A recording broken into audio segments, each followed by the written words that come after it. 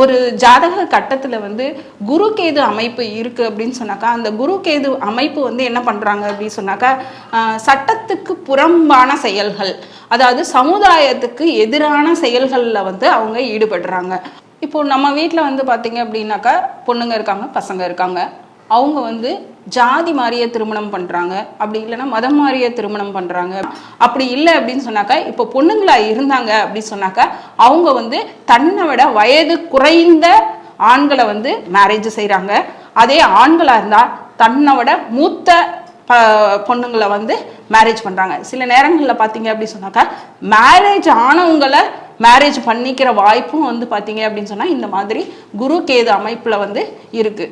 அதனால நாங்கள் என்ன சொல்லுவோம் அப்படின்னா, குரு கேது அமைப்பு இருந்தது அப்படின்னு சொன்னாக்கா, கொஞ்சம் மேரேஜ் ஆனவங்க, விடோஸு, அந்தமாரி வந்து டைவர்ஸி, அவங்கக்கிட்டலாம் கொஞ்சம் கவனமாக பழகுங்க அப்படின்னு சொல்லிட்டு ஆண்களுக்கு வந்து அட்வைஸ் கொடுக்கறதும் உண்டு. அதே மாதிரி பார்த்தீங்க அப்படின்னு சொன்னாக்கா, ஒரு ஜாதக கட்டத்தில் குரு ராகு இருக்குது அப்படின்னு சொன்னாக்கா, அவங்க வந்து பார்த்தீங்க அப்படின்னு சொன்னால் வேற்று மதத்தில் வந்து மேரேஜ் பண்ணுவாங்க. அப்படி இல்லைன்னா வேற்று மொழி பேசுகிறவங்கள மேரேஜ் பண்ணுவாங்க.